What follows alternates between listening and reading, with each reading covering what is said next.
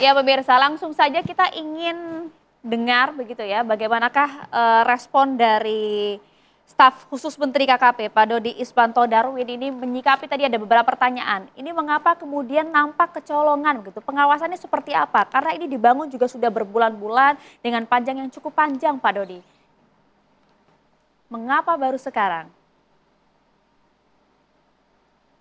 Oke, terima kasih ya. Selamat malam semuanya. Jadi saya di sini mewakili KKP. Saya sebagai perwakilan KKP, staf khusus Pak Menteri Kelautan dan Perikanan, Pak Sakti Wahyu Trenggono. Saya akan hanya berbicara hal-hal yang sifatnya regulasi. Saya lihat ini dari tadi banyak yang beropini publik, banyak yang menganalisa dan sebagainya. Dan saya paham karena ini acaranya namanya saja sudah catatan demokrasi, silakan yang di studio memanfaatkan ruang demokrasi. Tapi kami sebagai regulator harus berdiri di semua pihak. Pemerintah harus mengayomi semuanya dan mengambil apapun keputusannya nanti berbasis hukum. Jadi saya sebagai KKP, kita bicara profesional aja, saya bicara soal ruang laut. Izinkan saya menyampaikan rututan regulasi pemanfaatan perairan pesisir setelah terbitnya putusan Mahkamah Konstitusi nomor 3 garing PUU nomor 7 tahun 2010. Ini memunculkan paradigma hukum baru tentang pemanfaatan ruang laut di Indonesia, di mana sesuai Undang-Undang Cipta Kerja, perubahan nomenklaturnya menjadi kesesuaian kegiatan pemanfaatan ruang laut, KKPRL. Inilah aturan yang kita pegang sebagai regulator di kelautan dan perikanan. Mengapa kita bisa sampai masuk ke objek yang sekarang kita diskusikan, karena kami sebagai pengampu Undang-Undang Cipta Kerja memiliki tugas untuk menata ruang laut. KKPRL itu fungsinya dua, menyatakan kesesuaian ruang laut dan menyatakan penggunaan dan pemanfaatan ruang laut itu. KKPRL ini penting karena semua aktivitas di laut, mulai dari penggelaran kabel komunikasi, kabel listrik, pipa, migas, budidaya, perikanan tangkap, pariwisata, semua yang berbau ekonomi harus sesuai dengan rencana tata ruang berbasis ekosistem. Tata ruang itu dilihat dalam merit spatial planning. Salah satunya tentu ada peta rencana tata ruang, rencana wilayah atau RT/RW yang dibuat oleh pemerintah daerah menjadi basis dikeluarkannya salah satunya untuk KKPRL. Jadi, kenapa KKPRL ini penting sekali dan kami tegakkan aturannya? Karena ini mencegah dampak negatif jangka panjang, seperti kerusakan ekosistem mangrove, hilangnya habitat laut, atau adanya konflik sosial di masyarakat pesisir. Seperti sekarang kan kita dipertontonkan kayak seperti ada konflik sosial. Baik, nah, Pak Doni. Jadi yang menjadi perhatian KKP adalah pemanfaatan ruang lautnya. Tadi benar tuh Mbak Susan bilang laut nggak boleh di-coupling karena prinsip laut itu common property. Karena dia harus open access, itu juga sudah dinyatakan oleh UNCLOS. Jadi kalau ada penguasaan perorangan atau oleh swasta, itu bisa hilang akses dan keleluasaannya, seperti hilangnya pekerjaan masyarakat, dan sebagainya, dan sebagainya. Nah, ini yang terus dijalankan oleh Pak Menteri kami, Pak Sakti Wahyu Trenggono, sesuai prinsip ekonomi biru, di mana ekologi sebagai panglimanya, dan memperhatikan keberlanjutan, terutama kemaslahatan masyarakat pulau-pulau pesisir, termasuk masa depan biota laut. Nah, tadi saya udah bilang background-nya, regulasinya, sekarang ke objeknya. Objek ini sekarang dalam proses penegakan hukum yang dilakukan oleh KKP. Saya tidak bisa bicara panjang lebar kalau sudah masuk proses penyelidikan, karena ini ada penegakan hukum. Makanya saya memberikan ruang kepada yang ada di studio, silakan berdiskusi, kami nggak buta, kami akan telaah mana yang bisa layak menjadi pertimbangan untuk menjadi salah satu temuan awal penyelidikan, mana yang tidak gitu. Nah, sekarang itu karena lagi proses penyelidikan dan sudah diberikan batas waktu 20 hari oleh Dirjen PSDKP kami. Jadi saya mohon semua bersabar. Saya tidak bisa mengeluarkan apa yang lagi dicari dan sebagainya. Tapi saya mau menegaskan di sini, yang menjadi konsen kami pemanfaatan ruang laut. Tapi kalau saya lihat diskusinya ini lebih ke tidak pemanfaatan ruang laut, tapi ke saya lihat unsurnya lebih ke unsur APH yang lain. Makanya saya sebenarnya berharap di sini juga ada pihak APH lain yang diajak untuk berdiskusi. Baik, Alhamdulillah di situ Pak saya Doni. lihat ada dari Ombudsman, tapi kan itu terkait administrasi. Pak Tapi Doni. kalau cerita-cerita awalnya kan itu udah kayaknya lebih ke APH yang lain. Nah, Baik, Pak Doni, jika Bapak mendengar suara kami, Pak Doni, kami juga memberikan sesi tanya jawab. Mbak Susan ingin bertanya langsung kepada pihak KKP karena awalnya panjangnya tidak sampai 30, awalnya dari DKP juga sudah turun 7 kilo, 10 kilo, sampai akhirnya 30 kilo. Silakan Mbak Susan ingin bertanya. Iya, ini menarik ya kalau bicara soal tata ruang. Artinya memang kita percaya masih ada orang baik gitu ya, yang ngurusin laut gitu. Tapi kalau kita lihat bagaimana kejadian 30 kilo gitu ya terjadi di pesisir dan kemudian orang termasuk kita semua meributkan soal izin atau berizin atau tidak, bagaimana kita memanfaatkan ruang laut dan lain-lain gitu.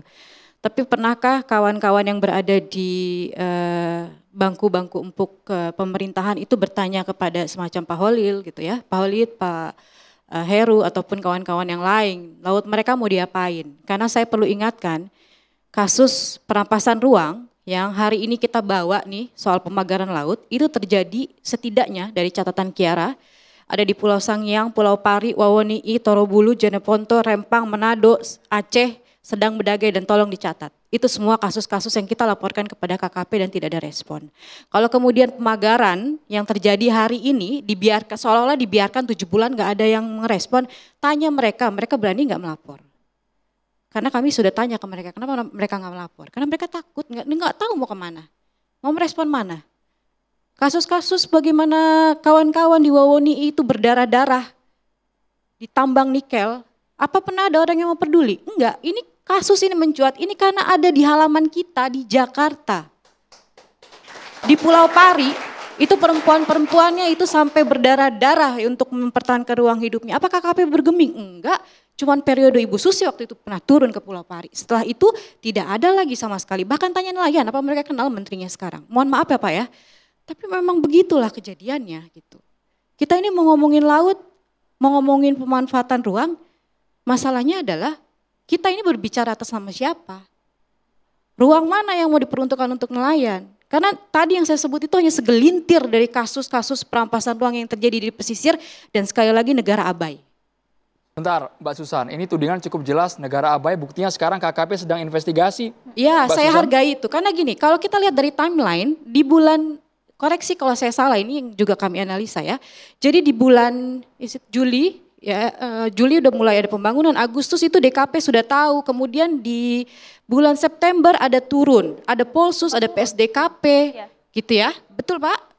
Bapak dari Ombudsman pasti tahu gitu, artinya ini bukan, kami menghargai semua orang butuh proses, kami menghargai sekali, tapi jangan ditutupi, kasih tahu kami sebenarnya ini ada apa, dan jujur ini punya siapa, itu aja udah.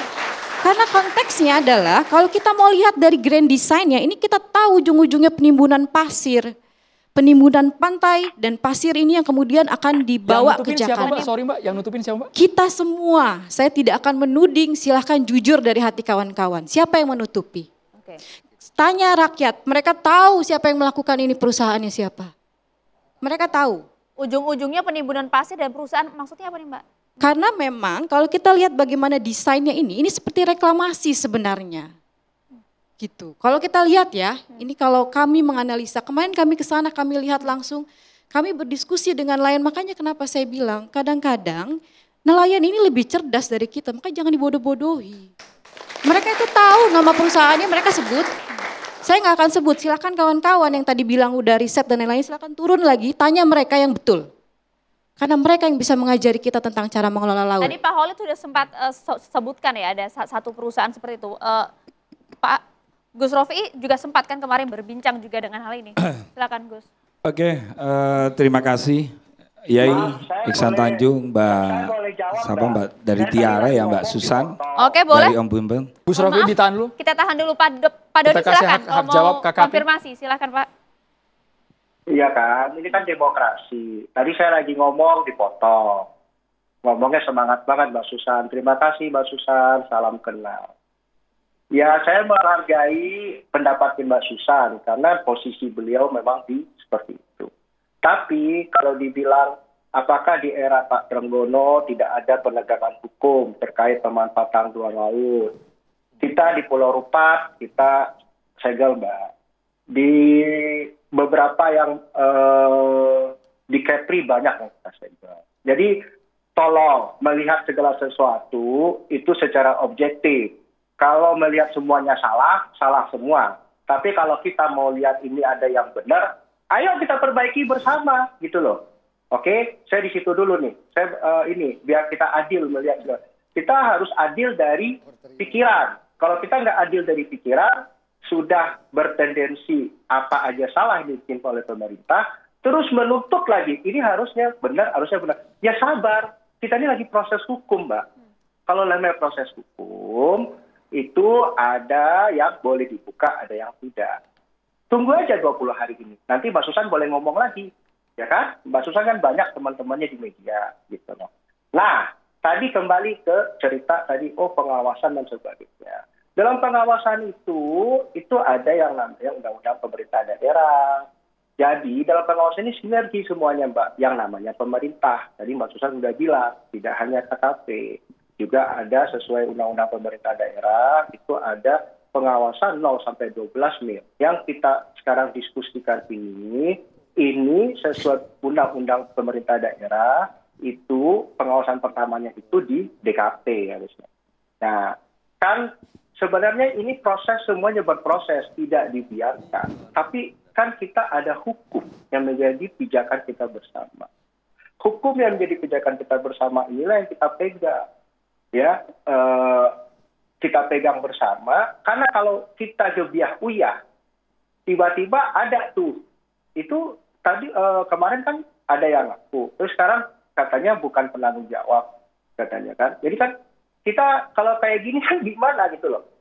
Nanti kalau kita ikutin maunya Mbak Susan, nanti ada yang nuntut. Kalau yang ini, kita bukan gampang sebagai pemerintah, kita cuma memberikan contoh kepada masyarakat penegakan hukum itu. Itu aja dari saya. Saya nggak mau berpolemik. Mbak Susan sudah berkomentar, saya kasih waktu saya tadi diambil, silakan. Oke, saya respon sedikit ya Pak ya. Tapi gini, saya tidak pernah punya masalah apapun itu. Tapi memang kalau kemudian kita harus bersikap adil dari dalam pikiran, saya percaya kita sudah lakukan itu. Pertama, kita bisa runut bagaimana kasus-kasus perampasan ruang yang hari ini sedang ada di meja ini, gitu ya. Bagaimana kemudian respon KKP, silakan kita sama-sama lihat secara mendalam dari setiap kasus yang pernah ada, gitu ya. Dan kasus-kasus itu semuanya sebenarnya sudah masuk ke KKP. Di bulan Oktober tahun lalu, kalau Bapak ingat, kita pernah masuk ke dalam kantor KKP dan di situ hanya diterima oleh staf-staf dan itu terima kasih banyak gitu ya. Tapi di saat bersamaan tidak ada respon positif atau berhentinya kasus-kasus perampasan ruang yang terjadi di pesisir dan pulau-pulau kecil. Selain itu sebenarnya kami percaya, tadi saya bilang saya percaya pada proses, kita apresiasi itu, tapi di saat bersamaan juga mungkin ke depan yang perlu disikapi adalah kalau kemudian ada permasalahan dengan sistem pengawasan dan lain-lain, ya nelayan itu mau kok bantu ngawasin gitu. Aku percaya itu. Nelayan mau bantuin ngawasin laut kita gitu. Karena laut itu ya dapur mereka, itu ibu mereka gitu. Dan ini yang paling penting gitu. Saya serahkan ke Bapak kayaknya. Rofi. Ya, terima kasih Mbak. Kami juga ada Pokmaswas kok Mbak. Udah kita nggak usah sudah Pak, sudah Pokmaswas itu sudah banyak dan tidak pernah ada respon yang positif. Silakan hubungi Kiara langsung, nanti kita akan tunjuk nelayan-nelayan mana yang sudah melaporkan Pak. Oke, terima kasih Mbak. Oke, tadi pertanyaannya kan Pak Khalid tadi menyebut ada keterlibatan PIK, betul? Betul, yakin? Yakin keterlibatan PIK. Oke, baik, saya jawab. Ainal yakin. Pakai mic boleh Pak, baik, pakai mic saya boleh. jawab ya. Ainal yakin. Karena KKP ini kan sudah bergerak, walaupun sebenarnya yang namanya laut itu kan ada petugas negara ini, ada petugas namanya KKP. Ini bukan kecolongan, cuman kurang kerja serius dikit sehingga menjadi polemik. Sebenarnya malam hari ini saya kemarin itu kan minta pada TV One Pak Said Didu diundang deh, karena itu yang menjadikan sumber itu. Nah, saya mau jawab, kebetulan saya ini orang yang selalu melakukan tabayun dalam setiap melakukan investigasi ketika ada kabar termasuk berkaitan PSN PIK, proyek PIK. Lalu kemudian sekarang pada malam hari ini sudah ada mengarah bahwa pemagaran laut itu diindikasikan oleh kepada pihak PIK. Ini adalah tuduhan yang sangat keji dan penuh fitnah saya katakan. Maka dari itu saya berharap Pak Khalidi untuk melaporkan. Tenang dulu, jangan dijawab. Jangan dijawab. Logikanya begini, PIK atau PSN sama laut itu yang pemagaran itu sangat jauh sekali. Tapi itu enggak masalah walaupun jauh. Saya ingin menjawab, PIK itu perusahaan besar Pak. Uangnya triliunan, jenengan dari PIK 1, PIK 2, dia membangun jembatan yang asalnya warga masyarakat di sana kalau menuju Jakarta muternya itu sampai 1,5 jam gara-gara jembatan yang dibangun oleh PIK. Itu masyarakat bisa mencapai waktu 15 menit. Artinya tenaga kerja yang terserap oleh PIK 1, PIK 2 itu sudah 165.000. Jadi kalau tuduhan PIK itu maka saya pasti menjawab karena saya kemarin tabayun ketemu sama pihak PIK. Kalau PIK punya duit terus ngapain bikin pagar bambu-bambu jelek itu? PIK ini perusahaan besar Pak. Kalau melanggar hukum tidak ada izin, tidak ada amdal, itu reputasinya jelek, namanya jelek. Apalagi kalau sampai pulau itu, laut itu dituduh untuk persiapan reklamasi. Perlu saya sampaikan, PIK 2, PIK 1, PIK 2 ya, itu lahannya sampai detik ini itu di lahan 30.000 hektar. Jadi enggak kurang-kurang tanahnya. Menara Syariah dibangun di sana yang katanya dihembuskan sebagai Cinaisasi. PIK 2 itu dibangun, Menara Syariah terbangun dulu. Jadi yang harus dipahami adalah apa sih PSN PIK itu? PSN PIK itu Pak, kenapa kok dinamakan PIK? Karena tanah Kementerian Kehutanan ini yang luasnya 1.754 hektar ini itu dekat sama PIK dan itu tidak ada menggusur warga. Jenengan kalau datang ke tanah PSN, blok A, blok B, blok C, blok D, blok E, itu masih kosong semua. Ada istilah itu bukan tempat jin buang anak, tapi buat jin berzina. Karena saking sepinya PSN itu. Jadi kalau kemarin ada sebuah institusi meminta PSN PIK untuk dibatalkan karena mudorot, pertanyaannya, apa sudah melakukan kajian? Apa sudah tabayun? Apa sudah cross check ke negara? Karena PIK ini mendapatkan tanah itu untuk mengelola dalam rangka untuk menjalankan Perpres tahun 2024. Kita fokus ke pagar laut ya, Iya. Gus? Nah ini nanti kita tarik ke Bisa pagar laut. bertanya nggak Pak? Ya. Jadi kalau dituduh kepada PIK, saya berharap Pak Khalidi harus membuktikan. Oke. Ya. Oke. Karena apa? Karena begini Mbak. Bisa Ya. kesempatan saya bicara nggak? Sebentar.